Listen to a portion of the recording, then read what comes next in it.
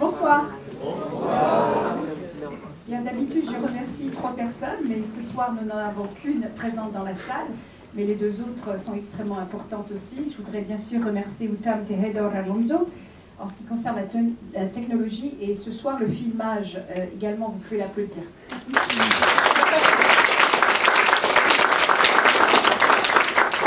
Et Elsa qui s'occupera du montage de la vidéo quand elle sera prête. Je suis ravie ce soir de vous présenter Carlos Garcia. Carlos passe son 4e et dernier été avec nous cette année. J'ai rencontré Carlos lors de mon premier été en tant que directrice, mon premier été en tant que directrice en 2019. Il étudiait alors à l'école de portugais qui se trouvait encore sur notre campus. Maintenant, l'école de portugais se déroule à Bennington. Il est donc venu cet été-là se renseigner sur le programme de maîtrise dont nous avons parlé ensemble, programme que je connaissais à peine, puisque j'avais été nommée directrice moins de 2 mois avant de commencer l'été, et que j'ai appris à découvrir un petit peu en même temps que lui. Carlos a donc rejoint notre programme en 2020, alors que le programme était complètement en ligne cette année-là à cause de la pandémie.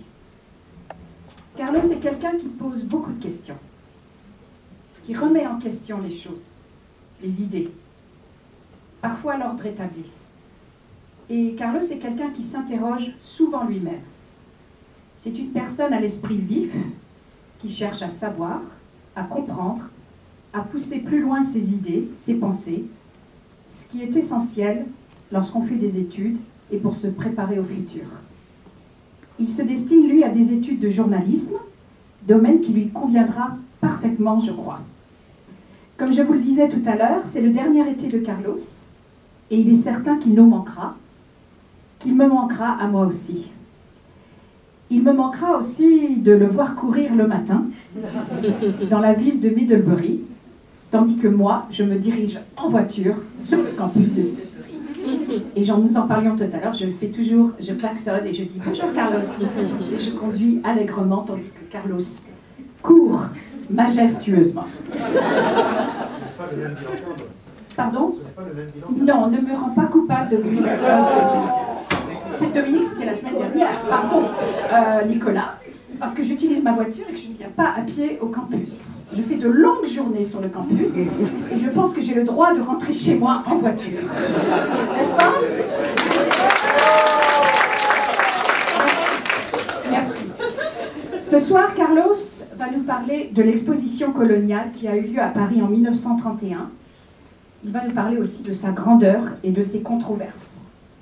Mais avant de l'écouter, je vais auparavant demander à son professeur Nicolas Rousselier, qui a dirigé le travail de Carlos, et que je remercie sincèrement d'avoir accepté de diriger ce travail. Je demanderai donc maintenant à Nicolas Rousselier de bien vouloir dire quelques mots au sujet du projet indépendant de Carlos et de Carlos. Merci à Carlos et à Nicolas, et à toi la parole, Nicolas. Voilà, j'ai très mal commencé la séance en faisant une mauvaise blague. Donc, moi j'ai croisé Carlos qui courait aussi, et moi qu'est-ce que je faisais? Je trottinais, disons. Mais j'étais à pied. Voilà. Donc, si vous êtes comme moi, ancien ex-coureur à pied, quand vous voyez Carlos, vous êtes très jaloux. Alors, bon, trêve de plaisanterie, juste quelques mots pour bien souligner l'intérêt aussi de l'itinéraire de Carlos. Armel a dit qu'il est étudiant ici, en maîtrise, mais il faut souligner au moins 2 choses. Il a appartenu au corps de la paix, on peut dire comme ça, la traduction. C'est Kennedy, je crois, qu'il avait fondé, oui, c'est ça? Oui. Donc, le Peace Corps, et il est allé en Éthiopie. Donc, ça, c'est un point à souligner. Pas pour être prof d'ailleurs, pas pour enseigner l'anglais, ce qui aurait peut-être été la solution de facilité, mais pour aller au cœur du pays. Hein, c'est ça, tu n'es pas resté à Addis Abeba, tu es allé au cœur du pays. Même dans une région où il était premier américain pratiquement à aller là-bas, à s'installer et à travailler pour l'agriculture. Une sorte de coach agricole. Et je trouve ça assez remarquable qu'un étudiant, un intellectuel comme Carlos ait fait un travail de ce type. Alors, la deuxième chose qu'on peut souligner, c'est aussi le fait qu'il il redéfinit son itinéraire, c'est-à-dire il a été enseignant, enseigné l'anglais, et là, il se relance pour devenir journaliste, comme Armel l'a dit. Donc il travaille aussi depuis quelques mois, ou peut-être à peu près un an, Carlos, c'est ça, pour une journaliste américaine qui est assez connue, c'est pour ça que je regarde le nom sur ma petite fiche, tellement elle est connue. Encore une mauvaise blague. Parce que c'est quelqu'un qui a gagné le prix Pulitzer pour le journaliste. Pamela Newkirk. Je ne sais pas si quelqu'un... Oui, Rosa connaît. Ah bon, ah, c'est bon. Tu fais ça aussi dans mon cours, mais donc ça veut dire...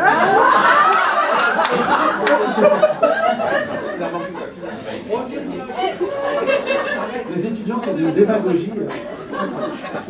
Alors, Pamela Newkirk, et donc, Carlos, tu travailles pour elle, tu lis des documents, des articles, des livres en français, et que tu synthétises et tu collabores avec elle. Voilà. Donc, on peut te souhaiter qu'une réussite, et on peut penser que ça marchera dans ce nouveau chemin pour le journalisme. D'ailleurs, ce sera un journalisme par écrit. Et puis là, en fait, tu te lances aussi dans ce journalisme de conférence audiovisuel. Donc, merci pour ton courage. Le mot est peut-être un peu fort, mais peut-être pas tant que ça. Le courage de se lancer, alors que tu es étudiant, avancé certes, mais tu es étudiant, de faire une conférence. Après jeudi dernier, M. Agostini. Donc voilà. Merci Carlos.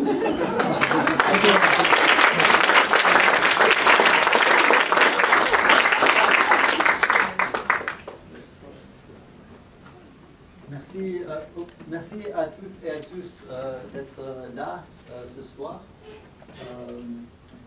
Je veux remercier Armel, notre incroyable directrice Armel, pour me donner l'occasion de partager mes recherches avec vous.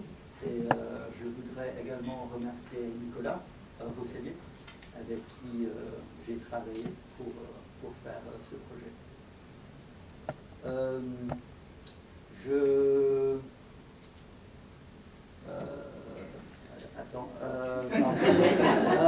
ne suis pas habitué à parler à des grandes salles comme ça, mais je veux dire que j'ai suivi, enfin j'ai été inspiré par plusieurs historiens, y compris Pascal Blanchard et aussi les écrits de Pape Ndiaye. Et j'ai répété cette présentation plusieurs fois. Je ne vais pas dire combien de fois je l'ai répété. Mais ça dure à peu près 45 minutes. Du coup, si je dépasse les 50 minutes, je vous invite de jeter des tomates si vous l'avez amené depuis de Proctor. Ok. Ma présentation, le titre c'est L'exposition coloniale à Paris de 1931 entre grandeur et controverse. Le 6 mai 1931, la danseuse, actrice, chanteuse Josephine Baker fait un spectacle au Casino de Paris, au cœur de la capitale française. Là, je mets mon chronomètre aussi. Elle fait un spectacle au Casino de Paris. C'est une très grande salle de concert parisienne. Et elle est une star internationale. Elle vient des États-Unis, elle est noire-américaine, et elle vient de l'État de Missouri. C'est un État ségrégationniste. Elle fuit la violence envers les Noirs américains pour aller à Paris. Elle fait toute sa carrière en France, à Paris. Elle devient une très grande star internationale. Son succès n'aurait jamais été possible aux États-Unis. Ce spectacle est un véritable succès. Des hommes et des femmes blancs applaudissent dans cette énorme salle de concert de Paris. Avec cette image, on pourrait croire que la France était un pays extrêmement tolérant de tout type de personnes, de tout type de race. À 9 km au sud-est de Paris, dans le bois de Vincennes, une réalité plus sombre se manifeste. L'exposition coloniale de 1931 ouvre ses portes. L'exposition coloniale à Paris de 1931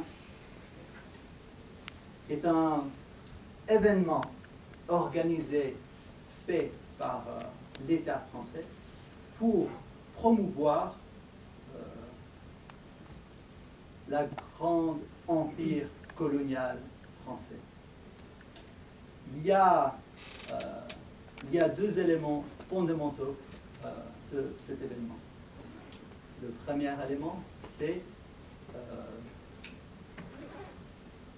une reconstitution des cultures des peuples colonisés, avec les pavillons, des maisons, des bâtiments, des pavillons coloniaux,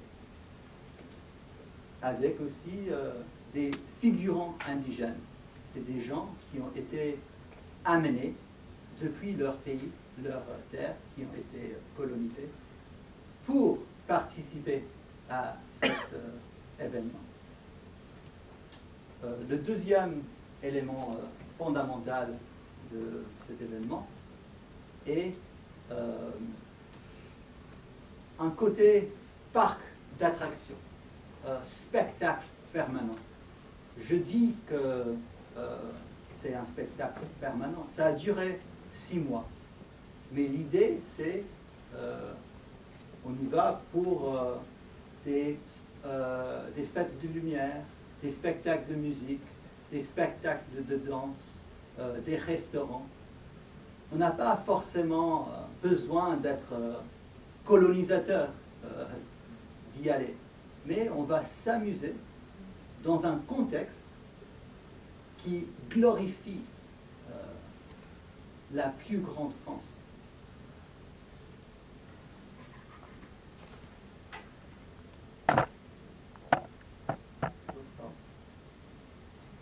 Pendant ma présentation, je vais poser la question et j'espère apporter quelques réponses, quelques éléments d'une réponse à la question l'exposition coloniale à Paris de 1931 est-elle un événement clé dans l'histoire française? Je vais d'abord dire que l'exposition coloniale de 1931 est un événement clé dans l'histoire française par sa grandeur et par sa réussite. La grandeur, on peut la voir dans les chiffres. Il y a 33 millions de tickets vendus. Il y a 8 millions de visiteurs. Dans les 8 millions de visiteurs, il y a 4 millions de Parisiens, 3 millions de Français qui ne viennent pas de Paris. Pour les Parisiens dans la salle, il y a une France en dehors de Paris. Et puis, 1 million d'étrangers. L'homme responsable pour cet événement dans l'histoire française s'appelle Maréchal Lyautey. C'est un très grand figure du colonialisme français. On peut dire que Maréchal Lyautey avait de la loyauté pour ce projet parce que ça a duré 3 ans pour construire c'est 1000 jours de travaux. Vous m'entendez bien? Oui. Et il y a 40 000 artisans et ouvriers pour construire l'exposition. Et 25 000, c'est le nombre de figurants indigènes.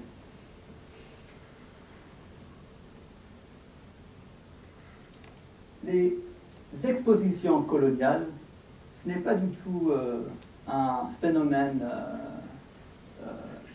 nouveau à l'époque.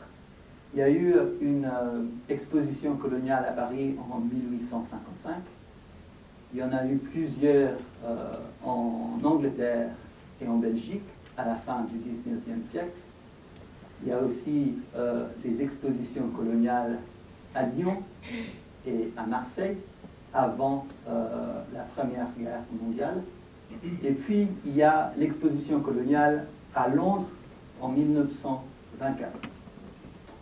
De toutes les expositions coloniales dans l'histoire du monde, l'exposition coloniale de Paris de 1931 est l'exposition coloniale la plus visitée, avec 33 millions de tickets vendus. L'exposition coloniale de Londres de 1924 n'a eu que 27 millions de visiteurs. Les Français ont battu les Anglais. Ce n'est pas rien dans l'histoire française. Pour faire une comparaison de nos jours, c'est difficile de faire une comparaison contemporaine. Je pense à la Coupe du Monde en 2022 au Qatar, un événement controversé pour d'autres raisons. Cet événement a duré qu'un mois. L'exposition coloniale a duré 6 mois. Au Qatar, il n'y a eu que 3,4 millions de visiteurs. L'exposition coloniale, en 1931, a eu 8 millions de visiteurs. Plus que 2 fois le nombre de visiteurs. On est en 2023, là c'est en 1900, la Coupe du Monde était en 2022, là c'est en 1931. On a beaucoup plus de monde sur la Terre, sur la planète maintenant. On a beaucoup plus de ressources pour faire un événement comme ça. Mais quand même, les Français ont réussi à avoir un événement d'une taille titanesque. Je passe à cette carte de Paris. C'est une carte moderne. Si Paris est un visage, les 2 parcs sont comme des oreilles. Il y a le bois de Boulogne à l'ouest et le bois de Vincennes à l'est. On sait que le côté ouest de Paris est le côté le plus bourgeois, prestigieux, chic. Le côté est, c'est pas comme ça. Surtout pas à cette époque-là. Alors, pourquoi est-ce que les Français ont choisi le côté est et pas le côté ouest, pas le côté plus riche? Parce que l'État français voulait montrer aux ouvriers, aux couches populaires qui habitaient dans l'est de Paris, que le colonialisme valait son coup. qu'ils travaillaient très dur, les ouvriers, cette couche populaire.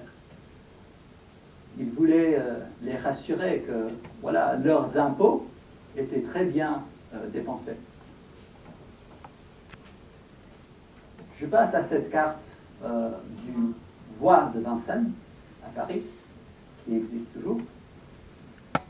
Je fais une comparaison plus locale que la comparaison de Qatar, le campus de Middlebury. Si on dit que le campus de Middlebury commence à la salle de sport et termine où on est maintenant, par Hall, ça c'est la longueur, et la largeur et les panneaux solaires jusqu'à notre bar préféré de près. On peut dire que le bois de Vincennes et l'exposition coloniale qui a pris toute la place au bois de Vincennes est 3 fois la taille du campus de Middlebury, avec 200 bâtiments. C'est quand même, oui, c'est très, très grand.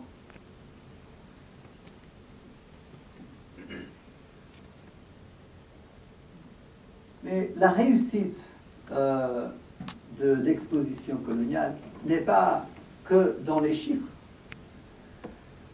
La réussite va au-delà des chiffres. C'est une réussite, je vais utiliser un mot très français, du marketing. C'est de convaincre les Français, le peuple français, que le colonialisme valait son coup.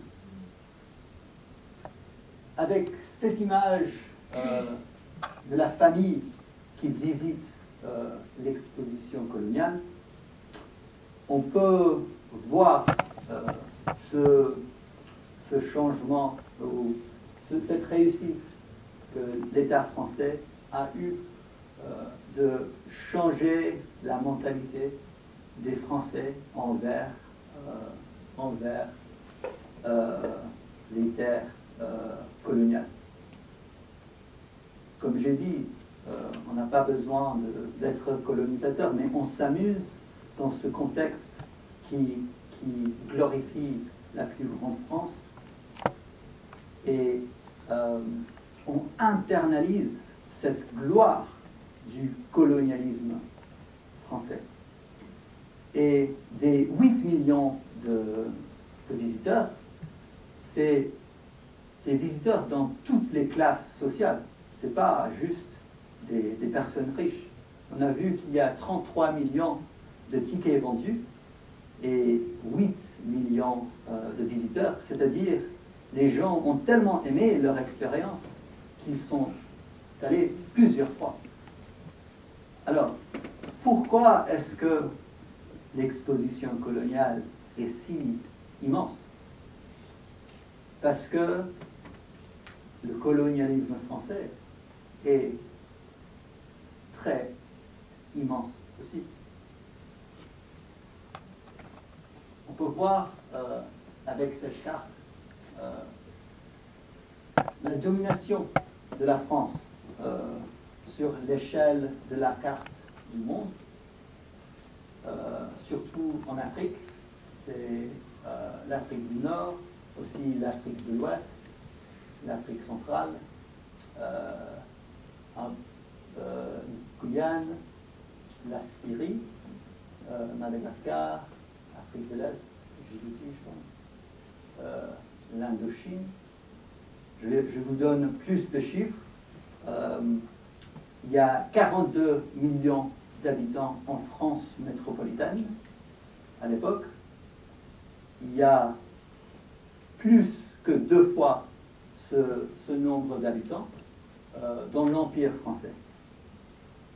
Il y a à peu près 500 000 kilomètres carrés en France métropolitaine. C'est 20 fois ce nombre de kilomètres carrés dans l'Empire français. Cette carte est très belle. Elle a été montrée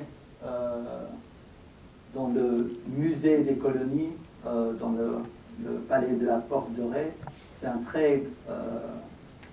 un bâtiment phare de l'exposition coloniale. Elle est très belle, mais elle est trop petite pour l'Empire colonial français, parce que ça s'arrête en Australie, et les Français ne sont pas arrêtés en Australie, ils sont allés plus loin.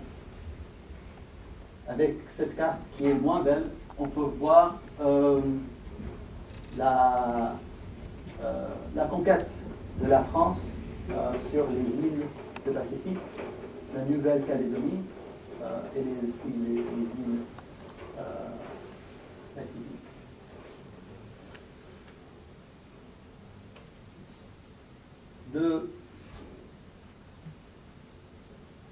L'exposition coloniale de 1931 est aussi un événement clé dans l'histoire française, parce qu'elle nous permet de comprendre comment les Français voyaient, classaient, hiérarchisaient leur peuple colonisé. En premier rang de ce classement sont les Indochinois. On peut voir la reconstitution du temple Angkor Wat. C'est le bâtiment, l'endroit le plus visité de l'exposition coloniale. C'est le plus prestigieux, le plus beau, vous pouvez dire. Il y a une mise en valeur de l'architecture de cette ancienne civilisation, les Khmers. Et à gauche, on peut voir les figurants indigènes. Je prends les termes de l'époque, les figurants indigènes, pour mettre en valeur aussi la culture de cette civilisation. Mais cette civilisation khmer était morte depuis longtemps. Le message est: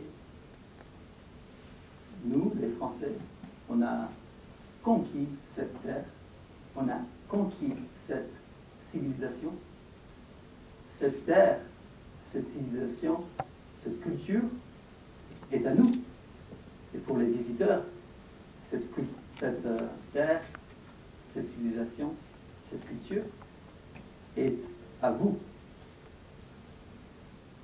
En deuxième rang est la région de l'Afrique du Nord.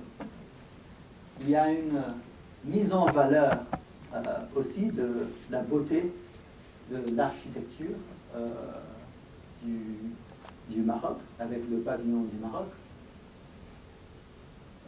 Il y a aussi, c'est moins beau, c'est moins prestigieux que la représentation des Indochinois, mais quand même c'est assez positif.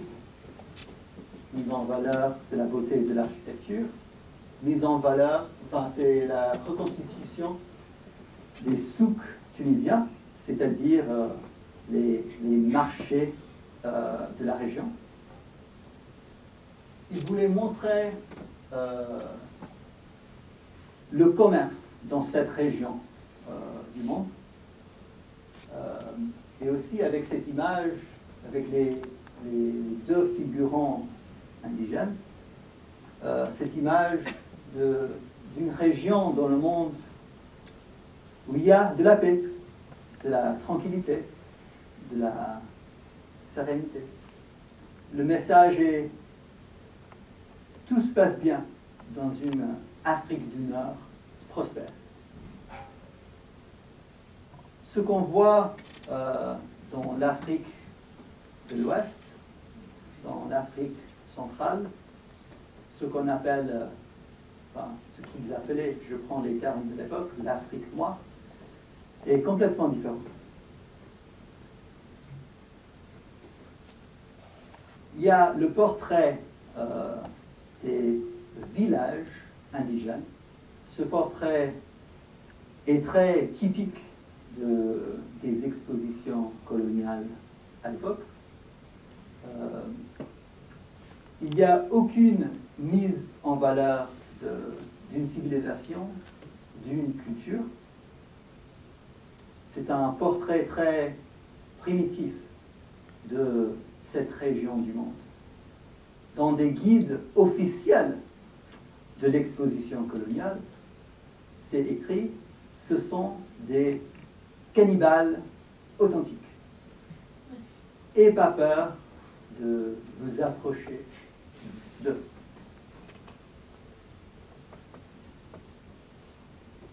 Ce n'est pas seulement un classement des peuples colonisés, ça montre le regard que les Français avaient pour ces gens-là. C'est un regard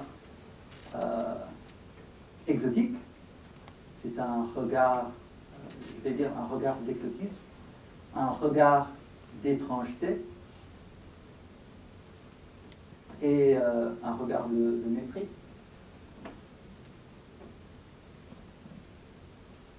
Et le message est même votre beauté, votre richesse, ça appartient à nous. On domine cette beauté, on domine votre richesse. La France n'était pas le seul pays qui a participé à cet événement. Il y a eu les États-Unis, la Belgique, l'Italie, le Portugal et le Danemark. Les Anglais n'étaient pas là, pas parce qu'ils n'étaient pas d'accord avec le colonialisme, mais ils n'étaient pas là parce qu'ils ne voulaient pas participer à cette gloire du colonialisme français. Dans chaque pavillon, dans chaque maison des pouvoirs coloniaux, il y a chaque pays, chaque pouvoir colonial veut démontrer les richesses de leur terre conquise.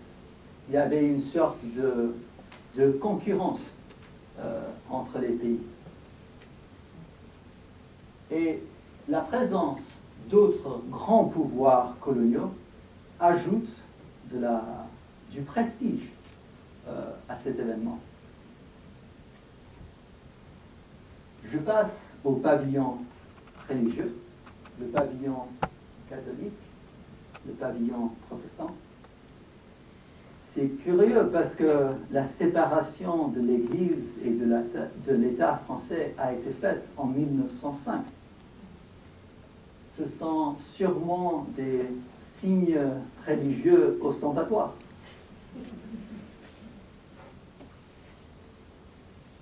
Les pavillons étaient là pour démontrer les œuvres religieuses des Français dans les colonies. Avait-il vraiment une séparation entre l'Église et l'État? La laïcité française existait vraiment envers les colonies? Ou est-ce que cette notion de la laïcité envers les colonies n'est qu'un mensonge pieux?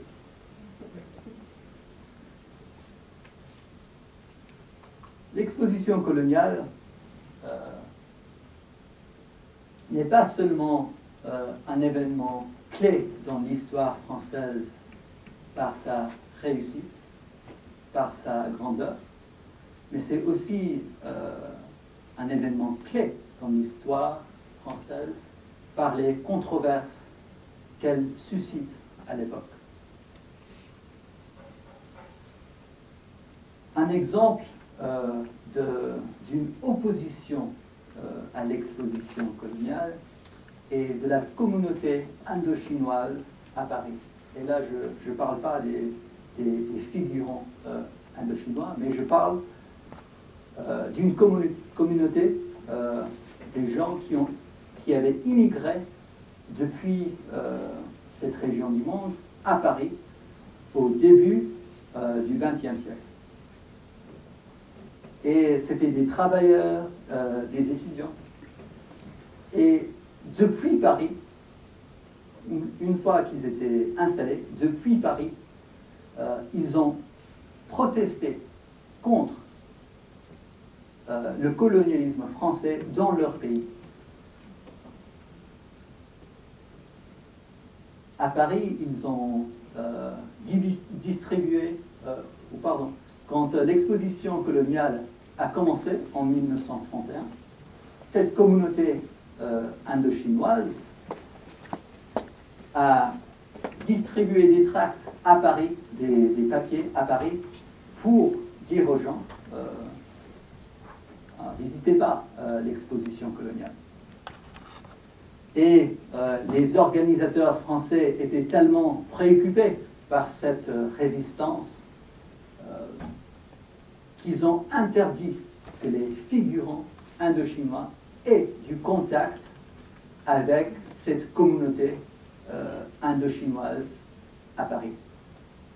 Leur moindre geste ou mouvement était surveillé par l'État, par les organisateurs français. Il y a aussi une opposition française à l'exposition coloniale à l'époque. C'est une résistance des communistes, le parti politique, et les surréalistes, un groupe d'artistes, y compris André Breton, René Chère, Paul Éluard, et il y a un autre. Oui, Aragon, oui, merci. Et ces deux groupes ont fait une sorte d'alliance pour s'opposer à l'exposition coloniale. Ils ont aussi distribué des tracts, des papiers, comme ce tract qu'on voit sur l'écran. Mais pour eux, distribuer des tracts, ce n'était pas assez. Ils ont fait leur propre contre-exposition. Mais cette contre-exposition a duré un an, et c'est quelque chose de noble qu'ils ont fait. Mais dans les 12 mois que cette contre-exposition était ouverte, elle a attiré que 6 000 visiteurs.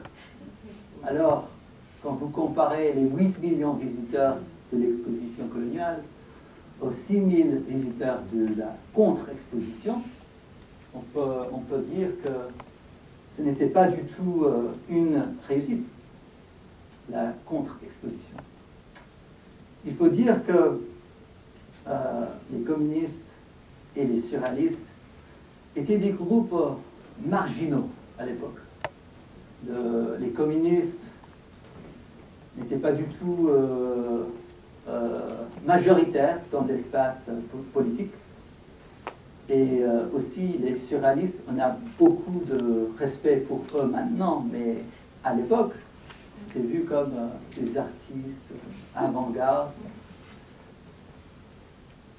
Mais une autre personne qui a résisté l'exposition coloniale de 1931, qui est beaucoup plus respectée dans la société française, est le journaliste Albert Long. Lui, il n'est pas du tout communiste, il n'est pas du tout surréaliste, il est un journaliste très respecté. Il écrit pour Le Petit Parisien, qui distribue 2 millions d'exemplaires par jour. Il était reporter pendant la Première Guerre mondiale et journaliste parlementaire. Et lui, il fait un voyage en Afrique en 1928 et il est horrifié par ce qu'il voit. Il voit du travail forcé au Congo. Maintenant, on sait que quand les Français ont construit le chemin de fer qui s'appelait Congo-Ligne au Congo français, il y a eu 17 000 Congolais morts pendant ce travail forcé. Lui, il voit ça avec ses propres yeux et il décide d'informer le public français de cet autre côté du colonialisme français. Encore plus connu que Albert Londres est l'écrivain André Gide. Lui aussi n'est pas du tout communiste, pas du tout surréaliste. C'est un très grand écrivain français. Et lui, il va en Afrique en 1925 et il voit à peu près les mêmes choses que Albert Londres voit. Et il publie le livre Le voyage au Congo en 1927.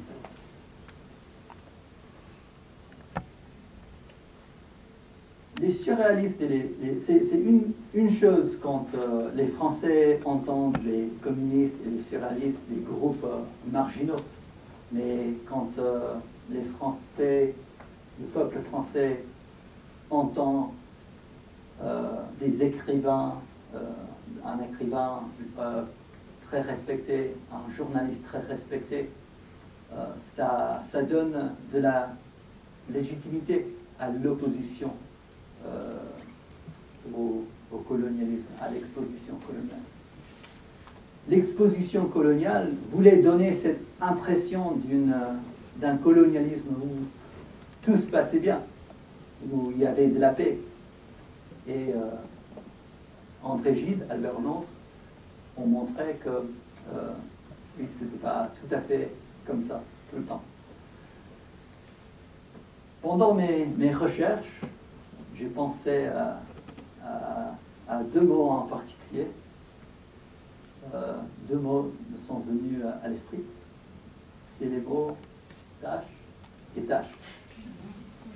Tâche avec le petit chapeau, avec l'accent circonflexe, ça veut dire travail.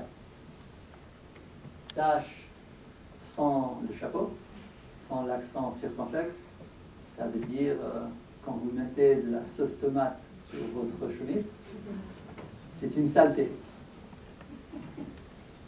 La tâche colonisatrice, la mission civilisatrice que la France avait en 1931, même dans cette époque-là, de nos jours, ça pourrait être vu comme une tâche, une saleté dans l'histoire française. Mais tâche, c'est doux comme mot pour décrire. Il y a des historiens qui ont dit que la représentation du village africain est un zoo humain. Moi, je pense que c'est raisonnable de dire cela. Alors, si l'exposition coloniale de 1931 est un miroir du colonialisme français de l'époque, on a vu que l'exposition coloniale est immense parce que le colonialisme français est immense. Si l'exposition coloniale est un miroir du colonialisme français, c'est plus qu'une tâche. Une tâche, ça se règle généralement avec du savon et de l'eau. Selon ma mère, en tout cas. Mais c'est plus qu'une tâche. C'est intolérable. Si l'exposition coloniale de 1931 est un événement clé dans l'histoire française, et elle est aussi un événement intolérable, ça pose problème pour les Français. Et si ça ne pose pas de problème pour les Français, ça pose au moins une très grande question. Comment est-ce que les Français peuvent mémorialiser cet événement? Ils ont fait, les Français ont fait des efforts, des petits efforts. Il y a cette petite plaque que personne remarque au bois de Vincennes. Vous n'avez pas besoin de le lire en entier maintenant, mais je vais lire la dernière phrase. Le palais de la Porte de Ré, qui a abrité le musée permanent des colonies, est aujourd'hui le principal vestige de cette période d'apogée de l'expansion coloniale. Ils utilisent des mots comme apogée, expansion. Ce n'est pas un ton neutre, ce n'est pas un ton sombre, c'est un ton élogieux de cet événement. Le deuxième effort est des panneaux qui ont été installés à Paris en 2022 sur l'exposition coloniale. Il y a eu 36 panneaux qui ont été installés aux grilles du caserne Napoléon, à côté de l'hôtel de ville, au centre-ville de Paris. Il y a aussi 36 panneaux qui ont été installés au bois de Vincennes, sur le site de l'exposition coloniale. Le seul problème, c'est que c'était une exposition temporaire. Après 3 mois, ils ont enlevé les panneaux. L'exposition coloniale a duré 6 mois. L'exposition de 2022, qui est supposée raconter l'histoire de l'exposition coloniale, a duré que 3 mois. Et je vais dire que ces panneaux, quand même, portaient un regard contemporain et très critique de l'exposition coloniale. En 1931,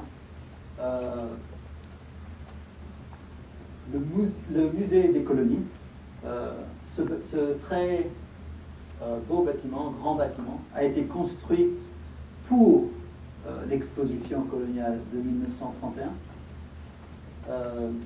C'était un symbole de la gloire du colonialisme français. On a toujours ce bâtiment, mais maintenant, ils l'ont renommé 5 fois, mais maintenant, ça s'appelle le musée de l'histoire de l'immigration. Il y a un lien évident entre la colonisation et l'immigration. Mais j'ose dire que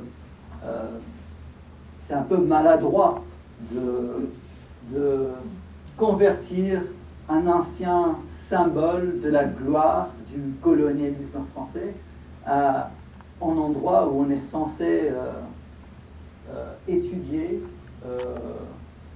l'histoire de l'immigration. On est en 2023, je crois.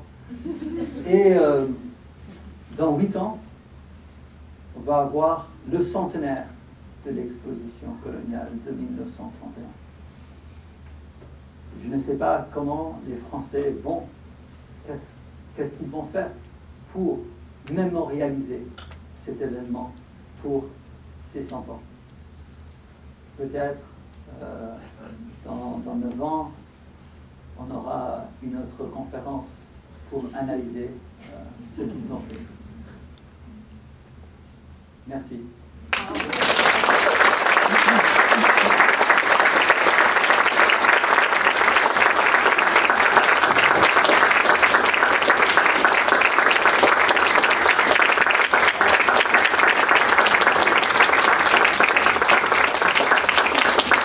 Merci Carlos. J'invite les étudiants de Middlebury à poser les premières questions. Et oui, nous avons enfin un micro à nos conférences.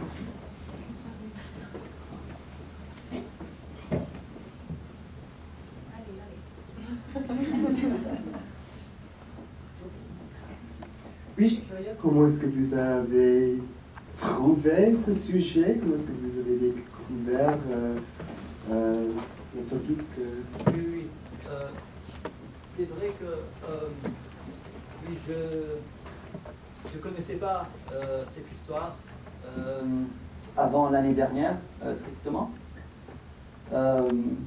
Moi, j'ai fait l'été à Paris, l'été dernier, et je faisais...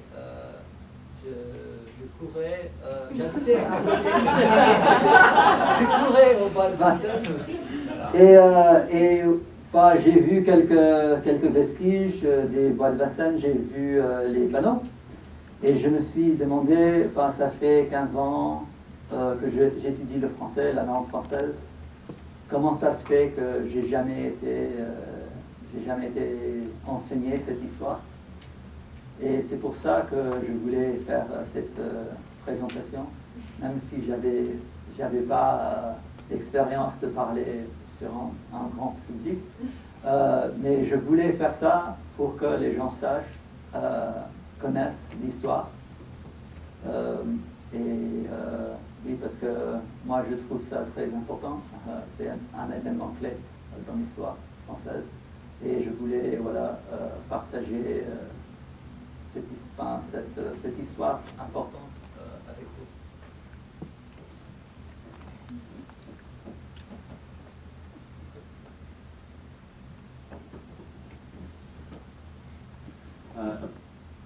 Bonjour Carlos.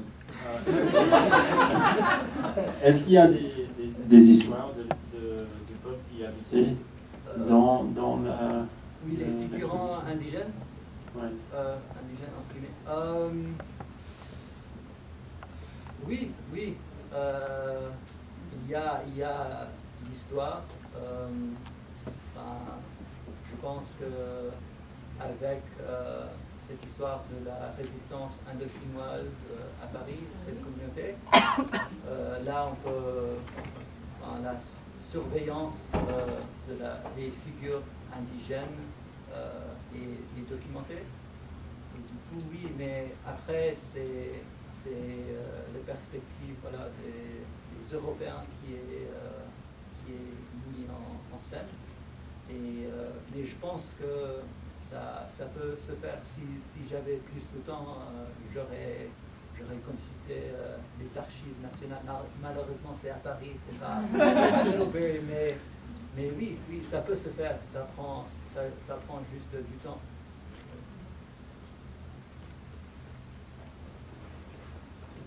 Mais je vais dire que dans les panneaux qui ont été installés à Paris, il n'y avait pas cette histoire.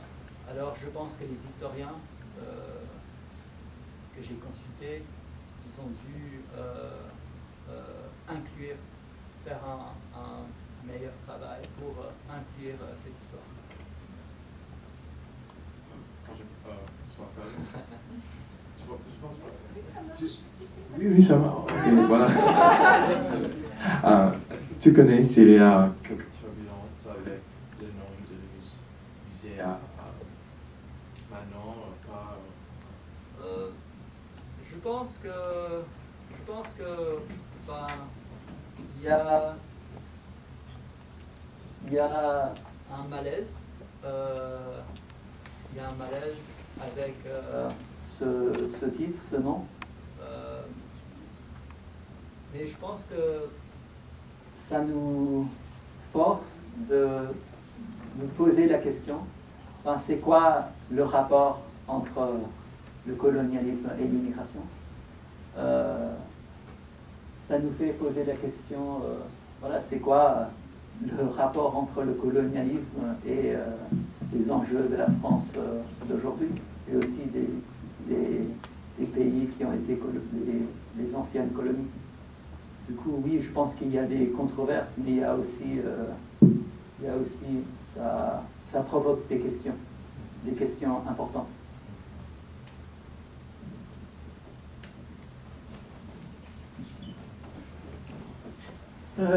Premièrement, Carlos, bravo, c'était super, je suis super impressionnée. Moi, j'ai un exposé de 15 minutes à faire vendredi et je vais y arriver. Les boules. Mais j'ai beaucoup apprécié que tu as montré Josephine Baker au début pour faire ce contraste. Parce qu'on a tendance à faire l'effet Obama, que voilà, tout se passe bien, regarde, c'est génial. Mais on sait qu'elle aussi a joué avec ce regard colonial pour vendre les billets, ça a bien marché. Et je demande, est-ce que tu as trouvé plus d'informations? Est-ce qu'elle a exprimé un peu sur ce sujet ou... Je ne sais pas. Oui, c'est un peu à l'écart de mes recherches, mais je pense que oui, de ce que je connais de cette histoire de Josephine Baker, elle voulait changer son image au long de sa carrière, et que quand elle voulait être moins exotisée, ça plaisait moins le public français. Merci. Est-ce que tu sais si elle a été à l'exposition? Oui, je ne sais pas. C'est une très, très bonne question. Ouais, mais oui, je voulais souligner cette juxtaposition. Oui.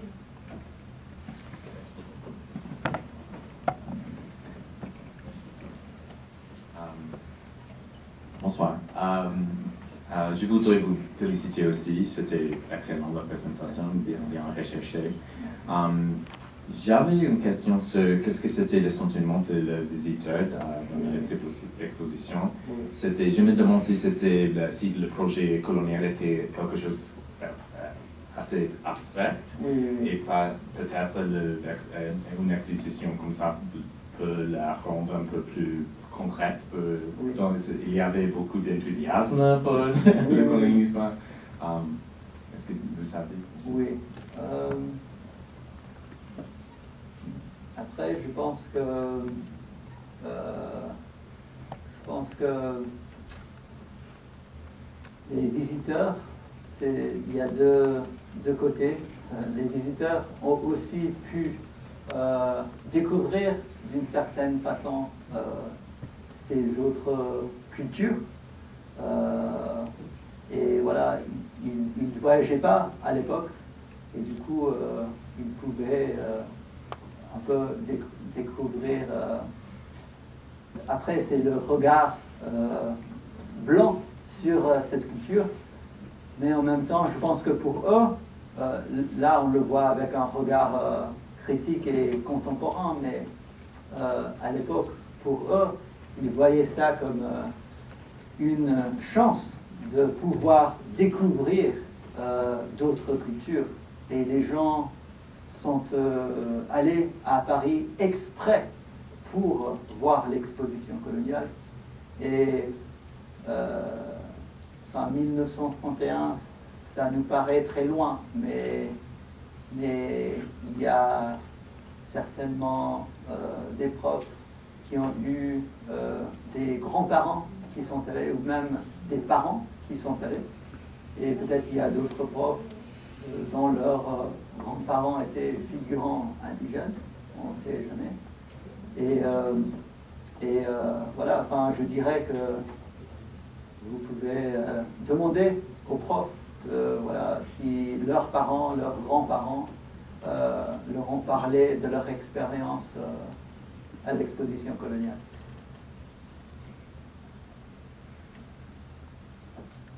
Oui, ben, tu me dis. Moi, j'ai été élevée, mes grands-parents habitaient juste à côté. En fait, le bois de Vincennes, je le connais très bien. Et mon grand-père avait été à l'exposition coloniale, et n'aimait pas du tout le regard. Et quand on était petit, ce musée, je viens de demander à Romu, parce que j'ai dit, mais moi, quand j'y allais, il n'y avait pas de porte. Il dit, oui, ils ont mis une porte. Mais mes grands-parents habitaient juste à côté, et presque tous les dimanches, mon grand-père mettait un point d'honneur à nous envoyer là et à nous faire découvrir d'autres cultures en disant, vous voyez, ben, il n'y a pas que la France, voilà, là c'est ça. Et Dominique disait que sa maman avait été à l'expo coloniale. Voilà, c'est pour montrer qu'on est vachement vieux.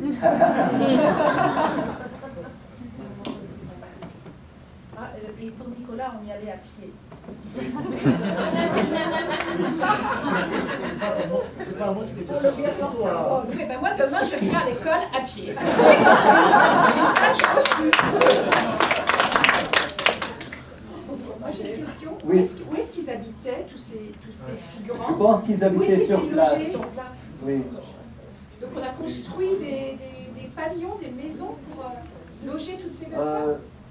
J'ai pas, comme j'ai dit, enfin, l'histoire de l'expérience vécue de ces gens-là, et je pense que les historiens pourraient faire un meilleur travail. Oui, c'est ça. Où est-ce qu'ils habitaient? Qu'est-ce qu'ils mangeaient? Oui, leur contrat aussi. Est-ce qu'ils avaient des contrats? Est-ce qu'ils étaient payés? Oui, oui. Et les différences de perception, par exemple, les figurants indo-chinoises ont peut-être eu une haute perception que les figurants africains. Oui, c'est ça. Parce qu'évidemment, ils n'étaient pas traités de la même façon. C'est ça, oui. Oui. Monsieur Sanquois? Oui. Je me demande si il y a eu des expositions universelles, donc ça c'est différent, dans les capitales, et en particulier à Paris, alors 1900 et avant ça 96 ou 89. Et je me demande... Ouais, hélas.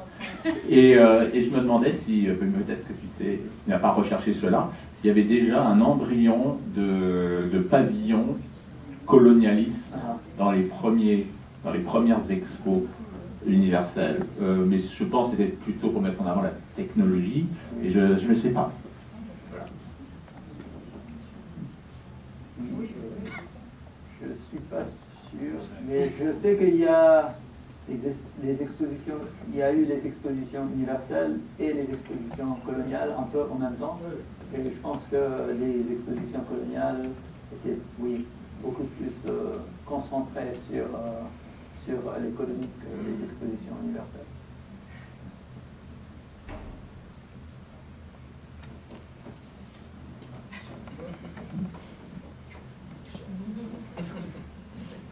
Merci beaucoup pour cette conférence sur l'année 31. J'avais juste trois petites informations. L'une, c'est à propos du musée des colonies, qui a eu le même architecte que la maison que j'ai dirigée à la Cité internationale universitaire de Paris, c'est la Prade.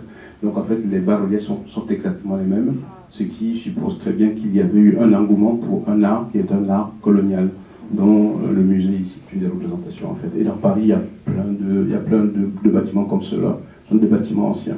La deuxième chose que je voulais dire, c'est à propos de la suite de l'histoire, de ceux qui sont venus et les descendants. Alors, il y en a beaucoup. Parmi les descendants, il y en a au moins un que tout le monde doit connaître en France, qui s'appelle Christian Carambeu, qui est un joueur de foot, dont le grand-père était à l'exposition coloniale comme figurant. Et donc il passe en fait le temps à rappeler son rapport à la France qui part de là. Donc c'est assez bien aussi de revenir à cette histoire-là. Troisième élément toujours, c'est les figures qui suivent. Alors je pense à une autre figure dont on ne parle pas beaucoup, c'est Blaise Diagne, qui était le ministre des colonies, dont les enfants ont été à l'exposition coloniale en 1931, et dont l'arrière-petit-fils est encore aujourd'hui un des élus d'une des villes de France. Je vous laisse deviner. Voilà, donc c'est assez intéressant d'aller regarder également ces petites histoires des Français anciens qu'on croit absolument disparus, mais qui sont toujours là. Mais merci pour ce point-là. Vraiment, super.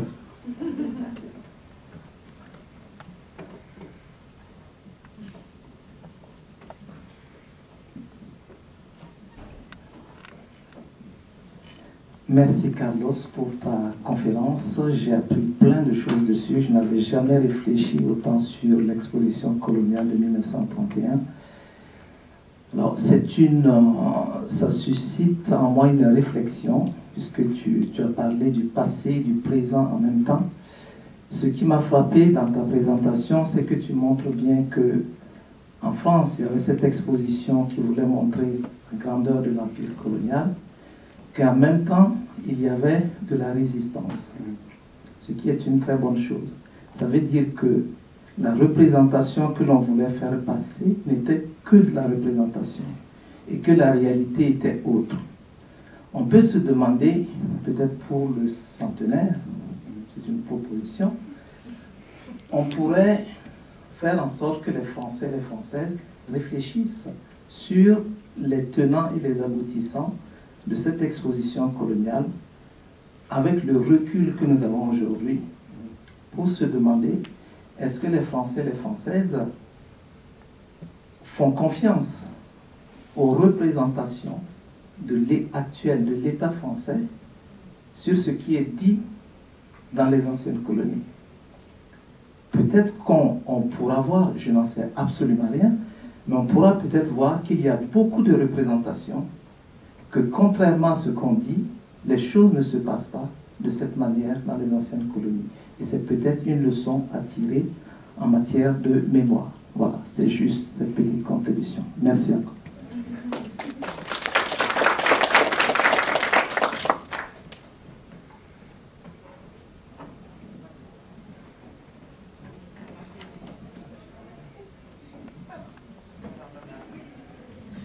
Merci beaucoup, Carlos, de cette très intéressante plongée dans l'exposition coloniale de 1931. Alors, vous avez montré au début le succès populaire, c'est un succès populaire, et que les contre-feux, qu'en particulier le Parti communiste tente de mettre en œuvre, c'est un échec. Ça traduit tout de même, même si à l'époque on n'a pas sondé sur la manière dont la population française percevait cette affaire, mais il y a là les indicateurs d'un véritable, une véritable approbation populaire, qui, je crois, reflétait les rapports de force politiques. Parce que quand on regarde la réaction, vous ne pouvez pas demander aux gens d'en bas, j'allais dire, aux modestes citoyens, d'avoir des positions très arrêtées sur la colonisation, etc.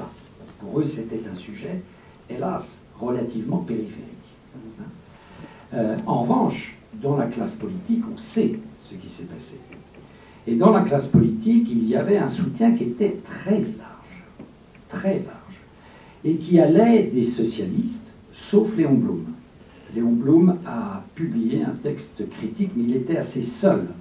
Mais les socialistes, il y avait tout en particulier le socialisme du Midi, les socialistes marseillais, étaient très pro-coloniaux et étaient tout à fait en faveur de cette exposition coloniale. Il y avait les radicaux, et à l'époque c'était tout à fait essentiel, le parti radical et radical socialiste étaient un grand parti, et les radicaux, dont leur immense majorité, étaient aussi en soutien à cette démarche.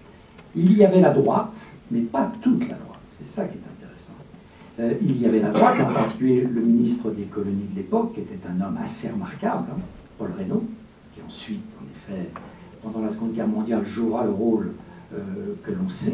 Et il avait son bureau, d'ailleurs, je crois, au musée des colonies, Paul Reynaud. Et en revanche, ceux qui étaient en opposition ouverte, c'était les deux extrêmes. Il y avait toute une partie des monarchistes, en particulier, qui considéraient tout ça, que vraiment le colonialisme, c'était de l'argent perdu, foutu par les fenêtres, qu'on n'avait pas à se mêler de tout cela. Donc il y avait l'extrême droite et l'extrême gauche communiste. Ça rappelle certaines choses que l'on retrouve aujourd'hui sur certains autres enjeux.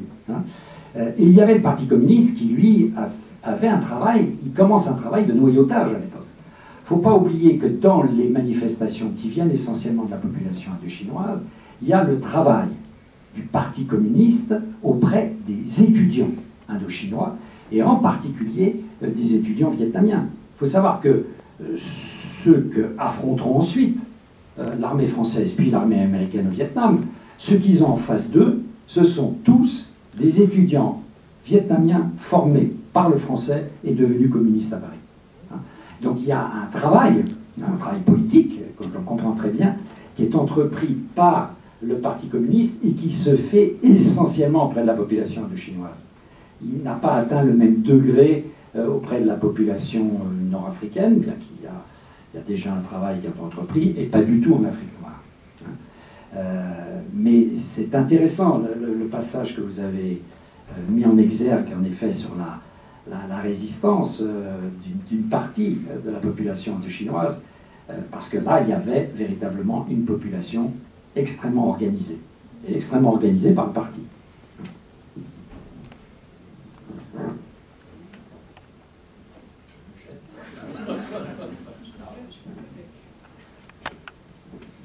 D'autres questions?